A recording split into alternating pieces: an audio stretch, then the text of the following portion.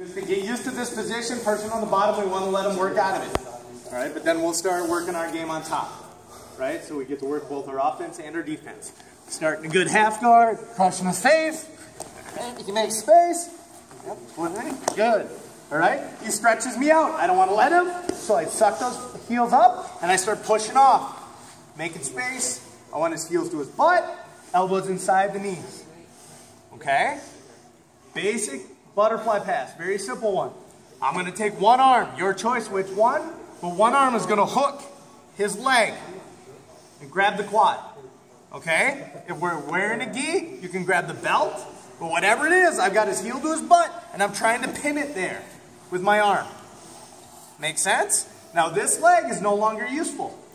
You're right in front of him. There you go. All right. So I lock that leg in. Okay? Second one, my free hand is going to dive underneath this hip and reach for that foot that I just locked in there. Okay? So with this leg, whoop, I'm going to dive underneath and grab it. So I'm holding onto that leg with both arms. Make sense? I dive underneath, grab those toes, and I'm going to take my outside leg, roll my shoulder into his belly, and kick out to clear that bottom leg. Okay? And then I suck my hips back up into side control. I don't want to stay here. Okay? He can start attacking this arm. So as soon as I clear those hips, I'm going to get inside and block the hip or slide to your underhook. Make sense? So I'm just holding on to that leg until I can clear and get to his hip. Cool? One more time. So I'm controlling him, not letting him get his strength. All right? Step out. Yeah. You make space. Make your shoulder. Oh, no. I get inside. Suck my hips up. Controlling his biceps so he doesn't start sweeping me. Hook the leg. Grab the belt if you can. If you can't, just grab the quad.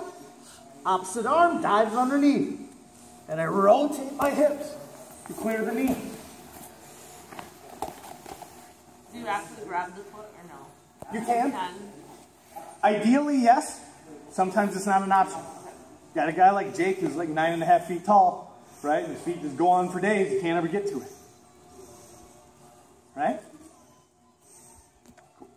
All right, with your partner. Oh, what's up? What if you can't secure the biceps? Oh. It's not life or death. I just want to be inside. I want to be framing his hips. His hips and his legs are what are stopping me from murdering him. I mean, gently hugging him until he falls asleep. Right? So I've got to get past all of this deal before I can worry about anything up there. So if I'm reaching out, trying to grab his head and his neck, he's going to break things. Make sense? So I got to think about what's in my way and deal with that first. Right? Just like if I'm passing his open guard. I don't need to worry about his neck yet because his feet are going to kick me in the face. Right? Once I'm past his foot, now his knee is in the way. If I just try to drop in, that knee's in the way. So I got to clear that. Now I got control. Okay? So it's the same idea. I got to get past his hips before I worry about anything above. Cool? Questions? All right. One thing. Don't worry when you're in half guard here. On the bottom, don't worry about getting the underhook or building a frame.